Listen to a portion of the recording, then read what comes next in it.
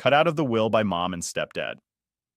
Because I'm not family, but now that I've inherited $3 million, suddenly they want me back. So let's start from the beginning. When I was 14, my life took a sharp turn. My mom decided it was time to settle down again, this time with a man who already had a son from his previous marriage. He was 17, 3 years older than me, and let's just say we didn't exactly hit it off from the start. The ink wasn't even dry on their marriage certificate when tensions started to brew. At first, it was the small stuff. You know, the kind of petty arguments you'd expect when you throw strangers into a house and tell them they're family now. He'd leave his dirty dishes in the sink like they'd magically clean themselves, and I'd be the one getting an earful about the mess in the kitchen. Or I'd find my shampoo mysteriously vanishing faster than usual, only to see my new stepbrother sporting what looked suspiciously like my favorite hair product. It wasn't just the stepbrother antics that got to me, it was how my stepdad handled things. He had this way of just assuming I was the root of all problems. If something was out of place, somehow it was my doing. And mom? She wasn't much help either. She was so caught up in trying to make this new family work that she'd overlook the obvious, always smoothing things over, making excuses for why my stepbrother could do no wrong. A year into this new family setup, mom and stepdad had news they were expecting. That's when the dynamic really shifted. Suddenly, it was all about preparing for the new baby. The house needed redecorating, and guess whose room was conveniently chosen for the nursery? Yep, mine. So, I got shuffled to the smaller guest room, which barely had space for my stuff. It felt like a demotion, a clear message about where I stood in this family hierarchy. As my new half-brother grew up, it became apparent that he was the golden child. My stepbrother, already spoiled, seemed to take cues from this and upped his entitled behavior, knowing he could get away with anything. He dropped out of college and came back home bringing a whirlwind of trouble with him, from late-night parties to dodgy friends coming and going at all hours. Complaints? Met with a shrug from stepdad and sorrowful looks from mom, as if to say, what can we do? I started spending more time at friends' houses, anywhere I could feel a bit normal. School became my escape. I joined clubs, stayed late for extra classes, anything to avoid going home before I absolutely had to. This wasn't just teenage rebellion, it was survival. The atmosphere at home was suffocating, like constantly walking on eggshells, waiting for the next blow-up. One particular evening stands out in my memory. I had come home later than usual after a school project. The house was quiet, too quiet, which was unusual. I found a note on the fridge saying they'd gone out for dinner, a family dinner I wasn't told about. It was a simple message, but it hit me hard. It was as if they'd forgotten I existed unless I was there to be blamed for something. The breaking point came not long after my 18th birthday. I'd saved up some money from a part-time job, a job I got despite stepdad's complaints about how it would affect my studies, which was just another way of saying he didn't like not having me around to pin things on. I came home one day to find my room turned upside down. Stepbrother had thrown a party while the parents were out, and somehow my room became the casualty. Beer stains on my project papers, a broken lamp, and my privacy completely violated. I confronted them all at breakfast the next day. Stepdad's response? Cold and dismissive, saying I should have been more responsible with my belongings. Mom just sighed and mentioned something about family sticking together and letting things go. But I was done letting things go. During those teenage years, it seemed like everything I did was under a microscope, but not in the caring, let's help you grow kind of way. More like, let's catch you doing something wrong. My stepbrother, who had become pretty much a professional couch potato, was somehow always off the hook. My little half-brother was just a kid, sure, but the amount of coddling he got made it clear who the favorites were. I remember working on a big science project that I was really excited about. I needed quiet and space, both of which were in short supply at home. I tried to set up a little workspace in the corner of the living room, but it was like I had set up in the middle of Times Square. My stepbrother would blast his music, my little brother would be running around screaming, and there was my stepdad, always finding some reason to tell me to move my stuff. You're taking up too much space, he'd say, or your project is making a mess. It was frustrating. I felt like I was trying to build something delicate in the middle of a tornado. One day, I'd had enough. I packed up my project and marched over to a friend's house. Her parents were always welcoming, and they let me spread out my work in their quiet dining room. It was the first time in a long time that I felt like I could think straight. That's when it hit me how abnormal my home life had become. My friend noticed my relief at just being able to work in peace. You're always welcome here, she said one day, seeing the stress melt off me the minute I stepped into her house. It was a simple gesture, but it meant the world to me. It also made me realize that this wasn't how it was supposed to be. Home should be your safe place, not somewhere you escape from. I started picking up more shifts at my part-time job. If I wasn't at school or at a friend's place, I was working. Not just for the money, but because each hour away from home was a little easier to breathe. My stepdad didn't like it, always ranting about how a job was distracting me from schoolwork. But I knew the real reason he didn't like it. I wasn't around as much for him to find fault with. As I saved up, the plan to move out started forming more solidly in my mind. I knew it wasn't going to be easy. There was no way my mom and stepdad would take it well. But the more I thought about it, the more it felt like the only way I could get some control over my life. Then came the day I finally told them. I'd found a small apartment not too far from college, and it was affordable on my budget. I sat them down, trying to keep my voice steady. "I'm moving out," I announced. The room went quiet. Too quiet. You could cut the tension with a knife. My stepdad was the first to react. "You think you're ready to live on your own, at your age?" he scoffed. My mom just sat there, looking between us, her face unreadable. "I am," I replied, trying to sound more confident than I felt. "I need my own space. I've saved up enough to manage." The argument that followed was brutal. Accusations were thrown about how ungrateful I was, how I was just trying to get away from my responsibilities at home. My stepdad even tried to guilt me about leaving my little brother behind. "He looks up to you, you know," he said, as if that was enough reason for me to stay in a situation that was making me miserable. But I stood my ground. This wasn't just about wanting my own space, it was about needing it for my mental and emotional health. I packed my things over the next few days, each item I put into a box feeling like a tiny piece of the fortress I was building around myself. The day I moved out, my mom came to my room. I was expecting another argument, but instead she helped me pack. We didn't talk much, but when we did, it was superficial. "Do you need more boxes?" Or, "I can give you some of the old kitchen stuff." It was like if we stayed on safe topics, we could avoid the massive elephant in the room. When I finally closed the door to my new apartment after moving everything in, I felt a wave of so many emotions. Relief, sadness, excitement, fear. I was on my own now, truly on my own. It was terrifying, but it was also freeing. Those first few nights were the hardest. The apartment felt too quiet, too empty. I missed even the annoying noises of my family home. Well, sort of. But as days turned into weeks, I started to appreciate the peace. I could come and go as I pleased. Eat when I wanted, sleep without being disturbed. It was like discovering a new part of myself that I had kept muted for so long. Life away from home settled into a routine pretty quickly, and honestly, it was the most peace I'd had in years. My relationship with my mom and stepdad wasn't great, but it was manageable since I wasn't under their roof 24/7. I was doing my own thing, staying busy with work and college and keeping my head down. Then, out of nowhere, my stepdad had a health scare that shook everything up. It wasn't life-threatening, but it was serious enough for him to start thinking about the future, specifically his will. I heard about it through my mom, who called one evening sounding a bit more somber than usual. "Your stepdad's been thinking about his will," she said, as casually as one might talk about the weather. "He wants to make sure everything is in order." "Okay," I replied, unsure where this was going. The tone in her voice hinted it wasn't just a courtesy call to keep me in the loop. She hesitated, then continued. "He's decided to include your stepbrother and your half-brother, but not you. He feels it makes more sense since they're his biological kids." There it was. The sting. Not that I was expecting anything, but hearing it laid out so bluntly was a gut punch. It wasn't the money or the potential inheritance that hurt. It was the clear message that I was an outsider in the family I'd spent over 5 years trying to fit into. "I see," I managed, keeping my voice neutral. "Thanks for letting me know." Mom must have sensed my hurt because she quickly added, "It's just legal stuff, you know? Doesn't change how we feel about you." "Right," I said, not really believing her. The conversation awkwardly drifted to other topics before ending, but the damage was done. That night, I lay in bed, staring at the ceiling, feeling that familiar ache of not belonging. The weeks that followed were tough.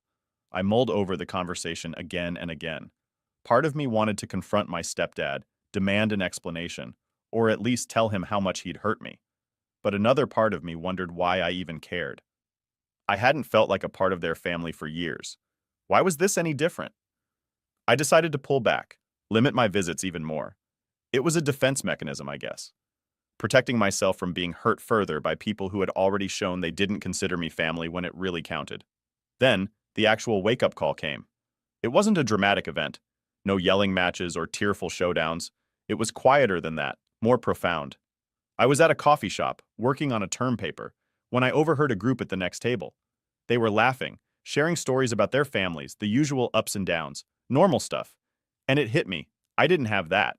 I hadn't had it for a long time, if ever. That realization sparked something in me.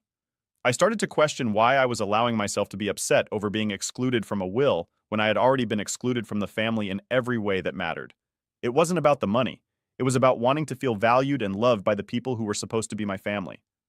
From then on, I made a conscious decision to focus on the relationships in my life that did make me feel valued. Friends who had become like family, professors who mentored me, colleagues who respected me. I invested more in those connections, and gradually the hurt from my stepdad's will and the feeling of exclusion from my family began to fade. It wasn't an overnight change. There were still moments of bitterness, especially during family gatherings when I'd see my stepbrother and half-brother getting all the attention. But I was learning to accept that some things were out of my control, and where I could, I was building my own sense of family and belonging. The real test came when my stepdad's health scare passed, and life returned to normal for them.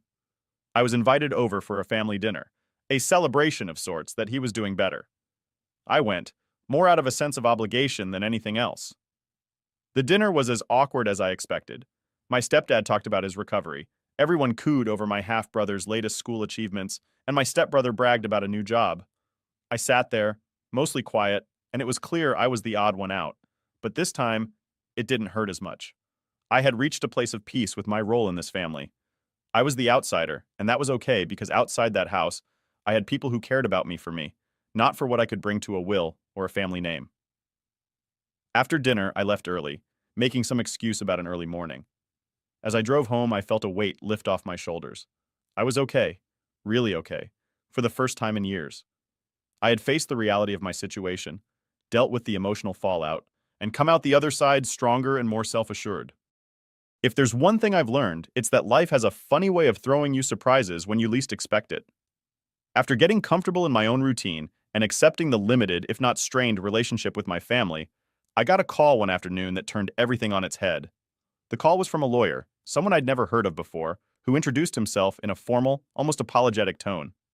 He asked if I had a few minutes to discuss the estate of my grand aunt, my dad's mother's sister. Honestly, I barely remembered her. She was one of those relatives you hear about in stories from your parents, but don't really know. She had no children of her own, and I remembered her being mentioned as someone who helped raise my dad. "I'm calling to inform you that your grand aunt passed away recently," the lawyer continued, his voice a mixture of professional and sympathetic. "And she left her entire estate to you." To say I was shocked would be an understatement.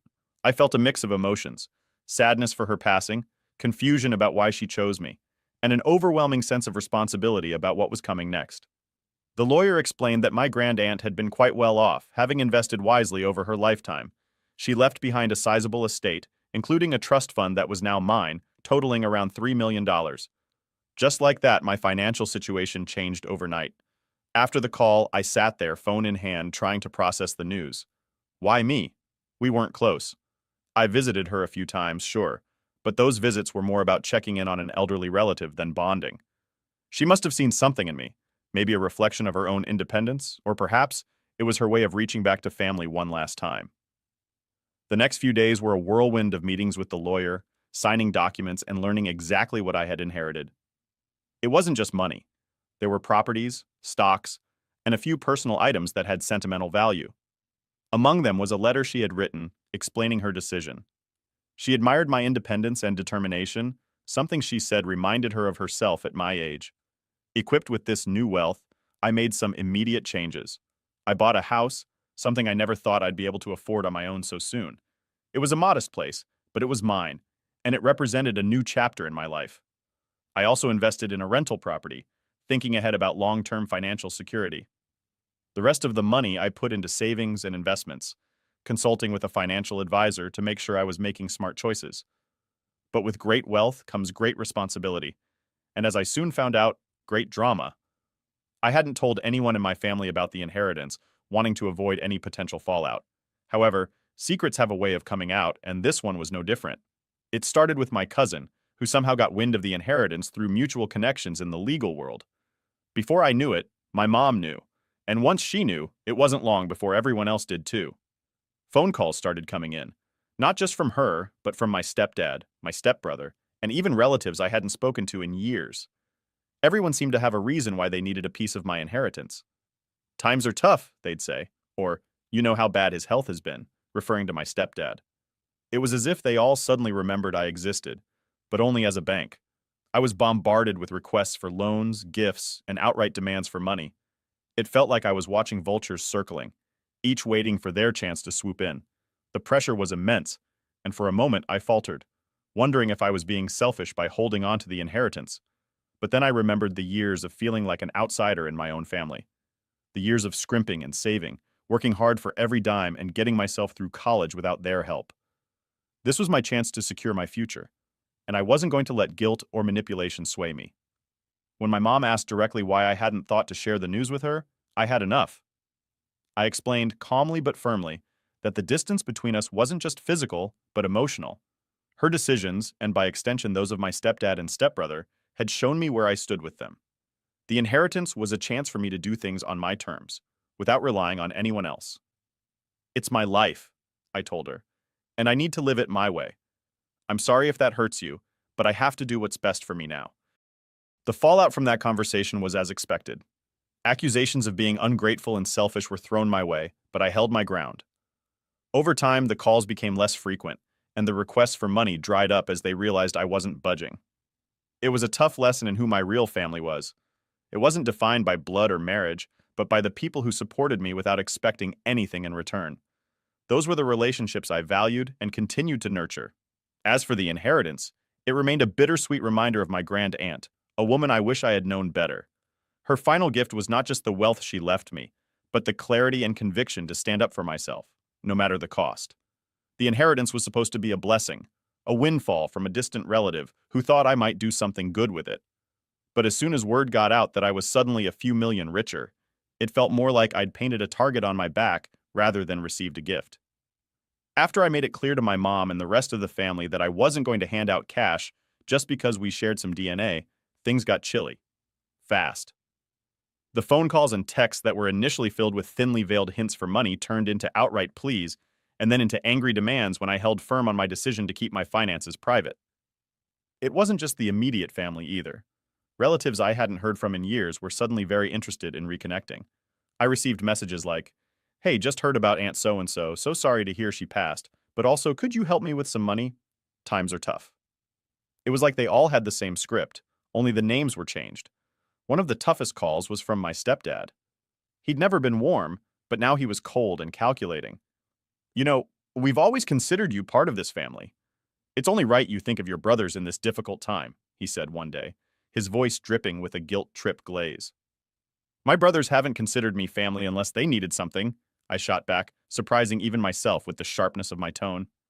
"That's a harsh way to put it," he retorted, but I could tell he was taken aback. I had never spoken to him like that before. I had always been the compliant stepchild, the one who didn't rock the boat too much. The conversation spiraled from there, with him accusing me of being selfish and me reminding him of all the times I'd felt excluded and unimportant in his family. By the end, we were both too angry to see any reason, and the call ended with a mutual understanding that things between us would never be the same. The final straw came when my mom tried to mediate, which really meant taking my stepdad's side and trying to convince me to share my inheritance. "It's what families do," she insisted during one particularly tense visit where she'd shown up unannounced at my new house. "Families also support each other," I countered, feeling both exhausted and exasperated. "When have you ever supported me like this, emotionally or financially?" She was silent, unable to answer. The truth was, our relationship had been superficial at best for years. This money had just brought all the underlying issues to the surface. After she left, the calls and messages slowed, then stopped. It seemed they had finally accepted that I wasn't going to cave. It was a relief, but also a profound disappointment. It hurt to know that my value to them was tied so closely to what I could provide financially. In the wake of the family fallout, I began to invest more time in my relationships with friends and colleagues, people who appreciated me for who I was, not for my bank account. I also started volunteering, something I'd always wanted to do, but never had the resources or time for before. Giving back on my own terms was healing in a way I hadn't expected. It helped me connect with people, build new friendships, and fill the void left by my family's conditional affection. I also saw a therapist, who helped me work through the feelings of betrayal and abandonment that had resurfaced with this whole ordeal. It was tough, unpacking years of emotional baggage, but it was necessary. I learned to set boundaries, to recognize the signs of manipulative behavior, and most importantly, to value my own needs and well-being. One day, I decided to write a letter to each family member who had tried to pressure me for money. In each letter, I explained my feelings, why I had made the decisions I did, and how their actions had affected me. It was more for my closure than anything. I didn't expect any responses. To my surprise, my half-brother replied. He was young, only 14, and his letter was clumsy, but sincere. "I'm sorry for asking for money. I miss you," he wrote. It was a small step, but a meaningful one. We started texting, small conversations about school and his hobbies. It wasn't much, but it was something, a possible bridge to rebuilding at least one family connection. Update 1. Hey everyone, just wanted to update you all on what's been going on since I last posted. It's been a few weeks, and honestly, I wish I could say things have gotten better, but they've actually gone from bad to much worse. I appreciate all the support and advice you guys have given me. It's been a lifeline during this crazy time. So, after everything blew up with my family, my mom reached out to me in August wanting to talk. Given everything that's happened, I had a pretty strong hunch that this wasn't going to be a simple catch-up. To keep things somewhat neutral, we decided to meet at a public place. I figured that might keep the drama to a minimum, or at least keep things from getting too crazy. The meetup was awkward from the get-go. My mom kicked things off by talking about how they've been struggling financially. She mentioned my half-brother's private school fees have become a burden since my stepdad got sick and had his work hours cut. Then she shifted to talking about how they've been wanting to renovate the house and how she desperately needs a vacation to get away from the mental toll of everything. Throughout all this, she didn't ask a single question about my life or how I've been coping. It was like I was just there to listen to her list of problems. I was getting more and more uncomfortable as the conversation dragged on, feeling like I was just a spectator to her woes. Finally, I couldn't take it anymore and asked her to just get to the point. Without missing a beat, she said she expected me to write her a check for $1 million. Yes, you read that right, $1 million. She claimed that, technically, it should all be her money since it came from her late husband's inheritance. But she was being generous by only asking for a third. Her demands were growing more and more outlandish, and I could hardly believe what I was hearing. I quickly paid the bill and got out of there as fast as I could. Since that day, my mom has been going around calling me a thief, loudly proclaiming to anyone who will listen that the inheritance should have been hers in the first place. Meanwhile, my stepdad sent me a massive wall of text, lecturing me about how I can't just think of myself when I'm part of a bigger family, and that my decisions should be inclusive of everyone else. I reminded him pointedly how he didn't include me in his will because I wasn't family enough. That seemed to shut him up temporarily, but I doubt it's the end of it. Things have spiraled into absolute madness since then. Both my mom and stepdad have been bad-mouthing me all over the place, and I'm honestly a bit scared about what they might do next. It feels like they're trying to turn everyone against me, painting me as the bad guy in a situation they've blown way out of proportion. I'm trying to stay strong and keep a level head. But it's tough when it feels like the people who are supposed to support you are out to make your life harder. I'll keep you all updated if anything changes, but right now, it's just one big mess. Thanks again for all your support and advice. It really helps to know there are people out there who understand and care. Update 2. Hey everyone, dropping in again for a big update. Trust me, it's been a whirlwind these past few weeks, and honestly, I'm just trying to keep my head above water with all the crazy stuff that's been happening. I really appreciate all the support and advice you all have been throwing my way. It's been a huge help in navigating this chaos, so thank you a ton. So, here's the scoop. A few weeks back, out of nowhere, I get this super official-looking letter in the mail. It's from some lawyer I've never heard of, claiming that my mom is suing me for a huge chunk of my inheritance. Yeah, you heard that right. My own mom, suing me. My initial reaction? Full-blown panic. I mean, who wouldn't freak out? My mind was racing, thinking about all the legal battles I'd have to face. But then, just when I thought it couldn't get any more soap opera worthy, my stepdad sends me this ominous text. He's all like, "You'll regret not sharing your money because now we're going to take you for everything you're worth." It was like something out of a bad movie, the villainous step-parent twisting the knife. Seriously, the audacity had my jaw on the floor. Rattled but not beaten, I sent everything over to my attorney, expecting a whole ordeal. But get this, my attorney literally laughed when he read the letter. Not just a chuckle, but a full-on, "Are you kidding me?" kind of laugh. He tossed the letter into the trash and told me not to lose any sleep over it. According to him, my grandaunt's will is locked down tighter than Fort Knox. There's no way my mom can touch anything legally because she isn't even a descendant, and the will spells out the beneficiaries clear as day. But because my attorney is the thorough kind of guy he is, he didn't stop there. He dug a bit deeper into this so-called lawyer who sent the letter. Turns out, the office address listed is some rundown building that looks like it hasn't seen a tenant in years, and the phone number? Disconnected. No longer in service. Looks like my parents got desperate and decided to hire some fly-by-night, probably not even legit lawyer in a last-ditch effort to scare me into coughing up some cash. Realizing they were just trying to bluff me into surrendering part of my inheritance was both a relief and a wake-up call. They actually thought they could strong-arm me with some half-baked legal threat. The nerve, right? Knowing this, I felt a huge weight lift off my shoulders. I mean, I was gearing up for a legal showdown. But now? I'm just shaking my head at the lengths they'd go to. So with that drama sort of deflated, I decided I needed a break from all the madness. I've been on edge, losing sleep, and just generally stressed out. I talked it over with my buddies, and we all agreed. It's time for a little getaway. So I'm taking some time off work to go traveling with my friends next week. Nothing fancy, just a road trip to some places we've always talked about visiting but never got around to. I think a change of scenery is exactly what I need to clear my head and recharge. It's weird, though, thinking about how things have unfolded. I used to look up to my mom and stepdad, you know? And now, seeing how they've acted, it's disappointing. But I'm learning that sometimes you have to step back from the people who are supposed to support you when they start pulling you down instead. It's not easy, but it's necessary. Anyway, I'm really looking forward to this trip.